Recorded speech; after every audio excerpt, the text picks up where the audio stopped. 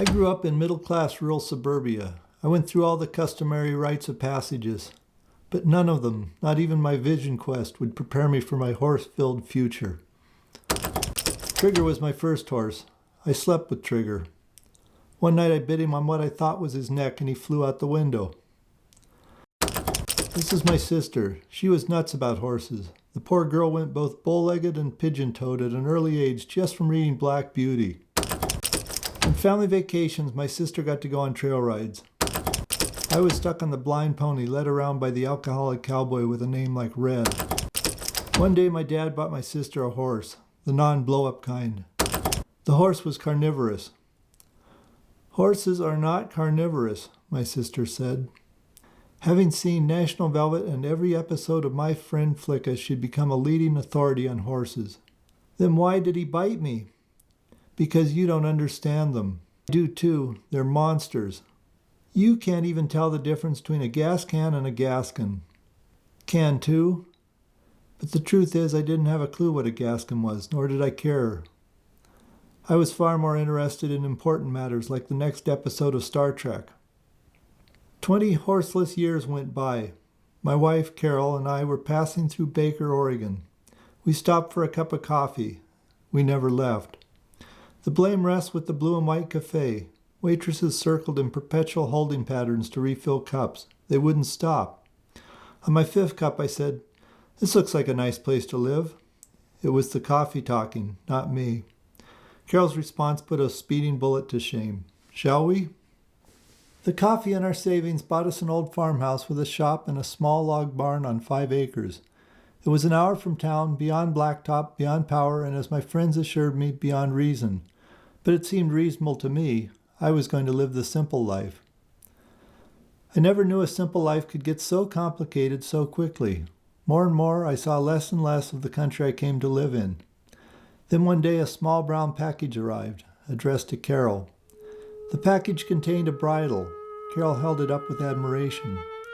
It was my mother's, she explained. I didn't know she wore one, I answered. When our relationship settled back onto speaking terms, I asked what the bridle was for. The horse looked innocent enough, but so do baby rattlesnakes. Carol said his name was Regal, but that lasted only until Delbert, our neighbor, arrived. Delbert circumnavigated the horse several times, took off his hat, scratched his head, and muttered, "Son of a bitch, you bought old Killer." "Killer," I said, concerned. "His name," Delbert said. "Why Killer?" Carol asked. "Killed a hand in the lookout country." Delbert, noticing Carol's apprehension, said, "Oh, I wouldn't worry about him. He's so old now you'll be lucky if you can get him to move." But Killer did move. Just the promise of food would incite him into a one-horse stampede. Nor was there anything wrong with Killer's appetite. He would suck in several lungfuls of air, then his head would disappear into the manger, and it wouldn't come out until every molecule of hay dust was gone. Over the next months, Carol rode Killer. She rode him for hours, and when she wasn't riding, she groomed him. One day I returned home to find a second horse, Flash, had mysteriously appeared. Killer got lonely. Besides, I thought we could start riding together. You can ride Killer. I thought, what the heck? Learn to ride, see the country by horseback. But my ideas about this and Killer's differed. My thoughts were of good old horse-man bonding. Get on my horse, go for a long walk, and contemplate life.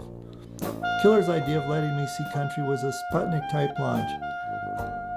The old up into the stratosphere where by simple geometry, the higher you go, the farther you see. Heading for the barn, he didn't wait for my return to earth. Carol commented she'd never seen a ride quite like it. Next time, I said, I'll save myself the trouble of saddling him up.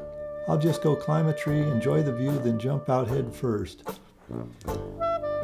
That spring, a third horse, Hannah, appeared. I'd been gone for a short time, and returning home, there it was. "Oh, Flash doesn't like Killer," Carol explained. I didn't say, "Isn't 3 a crowd?" because technically it wasn't. Flash, who I thought was growing fat, was pregnant. By fall, another horse, Chato, arrived in my absence. When the next spring rolled in, I discovered that both Hannah and Flash just happened to be pregnant. Carol merely shrugged when I asked her what was going on. "Look," I said, "horses just don't appear out of thin air. And all these pregnancies, it's worse than a high school. I don't think anyone's stallion got loose, and I don't think these are immaculate conceptions, but I am getting highly suspicious that that horse trailer's been out taking unsanctioned trips. If this keeps up, we'll need more land.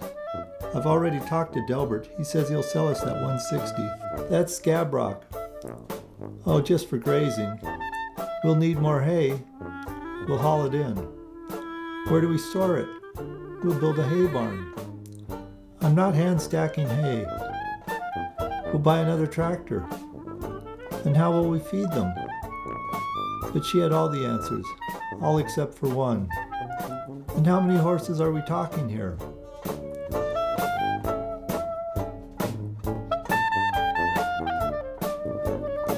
Remember the Star Trek episode with the Tribbles? The cute little fuzzy cuddly things that everyone fell in love with and wanted to hold and pet? But they multiplied faster than the national debt and were probably using Scotty's dilithium crystals as mineral licks.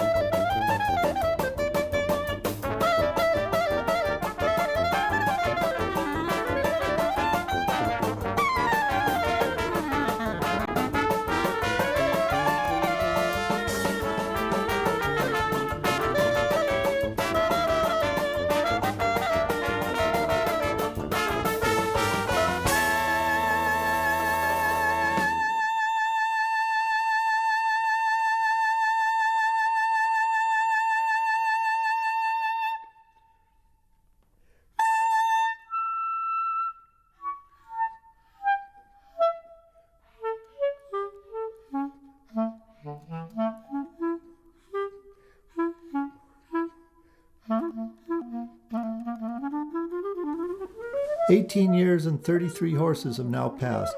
The Blue and White Cafe is closed. Killer and Flash are long gone. I forgot how the Tribble episode ended, just like I'm uncertain how it's all going to end with these horses. Delbert sold us the 160 acres. He died 3 years later. Currently we are down to just 14 horses. The new hay barn was built, as was the arena that Carol is riding in at this very moment. Her obsession has not waned. Sometimes, though, I wish she had chosen a cheaper habit, like flying or yachting, or say just a good sound heroin addiction. As for my blow-up trigger, one just sold on eBay for over $300. I'm not sure, but he might have been mine. The description said he was still in good condition and only had one patch covering what appeared to be a small set of teeth marks on his gaskin.